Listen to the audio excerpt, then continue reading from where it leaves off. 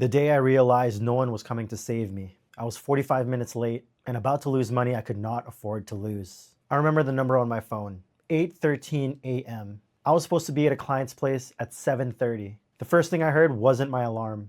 It was that weird, heavy silence where your brain already knows you messed up. I roll over, grab my phone, it lights up, 6 missed calls, a couple of texts, and one message that basically said, "Don't even worry about coming anymore. We'll just find someone else." My stomach dropped. In 10 seconds, I went from half asleep to fully awake and completely screwed. I'm scrambling, throwing on clothes, no breakfast, no shower, just pure panic. And in my head, I'm already calculating, how much was that job worth? What bills was that money supposed to cover? How am I going to explain this? Underneath all that noise was this familiar feeling. You did it again. That morning was chaos, but it wasn't new.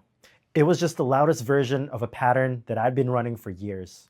On the drive I still took to their place, even though they'd canceled, my brain went straight into excuse mode. You know that voice. You were exhausted, man. They booked it too early. If your past wasn't so messy, you'd be more organized. It's just bad luck. Anyone could have slept in. I was building a full legal case in my head for why it wasn't really my fault. And honestly, that's how I'd been living. Missed reply? I'm just busy. Skipped a workout? Oh, I'm just tired. Didn't start the business idea? The timing wasn't right. Didn't follow through on a promise? Something came up. Same excuses, different day. But that morning, something snapped. Maybe it was just the money. Maybe it was picturing that client waiting by the window, watching the clock. Maybe I was just tired of my own bullshit. Because after all the excuses finished their little speech in my head, there was silence. And in that silence, I had the ugliest thought. If this was anyone else, you wouldn't believe them. If a friend told me, yeah, I missed another big opportunity, but it's just because I was tired and my alarm didn't go off and, life is hard, I'd nod politely, but in my head, I'd be thinking, you don't respect yourself. You don't respect your time. And I realized that's exactly who I had become. Someone I wouldn't even trust with my own opportunities. I pulled over and just sat there in the car. No music, no podcast, no motivation. Just me and the consequences of my choices. And this thought hit me like a punch. No one is coming to fix this. No boss, no parent, no secret rich uncle, no future, more disciplined version of me that magically appears one day. If I kept living like this, snoozing alarms, breaking promises, letting my emotions run the show, I would keep losing. Losing money, losing trust, losing opportunities, losing respect for myself. And the worst part, it wouldn't be because life is unfair. It would be because I was running my life like a mess. Sitting in that parked car, I had to say to myself out loud,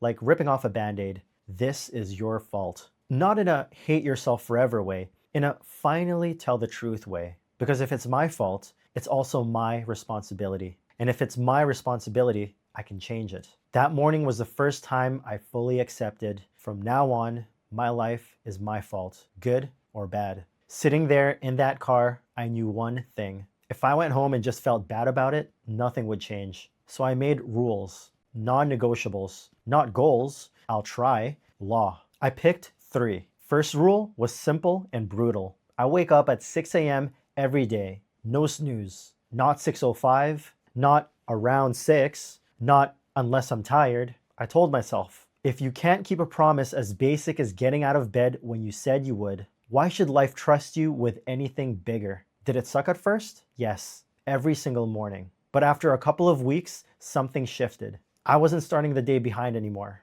I wasn't sprinting into responsibility. I finally had space. Second rule, every night I spend 10 minutes planning tomorrow, before bed, not in the morning chaos. I'd write down the one big task that actually moves my life or business forward. The non-negotiable appointments, when I'm going to do each one. 10 minutes. That tiny habit changed how my days felt. My days stopped feeling random. They stopped feeling like accidents. I started to feel like I was actually steering. Third rule hurt the most. I do one key task before I touch my phone. Not scrolling, not checking messages, not just a quick look. Wake up, simple morning routine, crush one important task I planned the night before. Then I earn the right to see what everyone else wants from me. That habit flipped my days. I stopped living in reaction. I stopped being owned by notifications. By 9 a.m., I'd already done something for my future. not just responding to anyone else's agenda.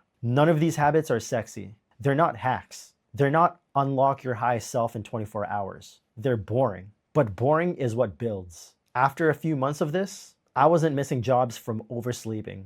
I wasn't constantly apologizing for being late or disorganized. Clients trusted me more, and more importantly, I trusted myself more. When you keep small promises to yourself, you start to believe you can handle bigger ones. I'm not telling you this so you feel bad for me. I'm telling you this because there's a good chance you're still secretly waiting for motivation, waiting for the right time, waiting for someone to discover you, save you, push you, fix you. No one is coming. And that is good news because it means you don't have to wait anymore. So here's my challenge to you. Pick one ownership habit today, not 10, not a whole new personality. Just one rule that says, from now on, my life is my fault, good or bad. Maybe it's a fixed wake-up time, a 10-minute nightly planning ritual, one key task before you touch your phone, or something you know would change your days if you actually stuck to it. Pick it, write it down, start today, not next Monday,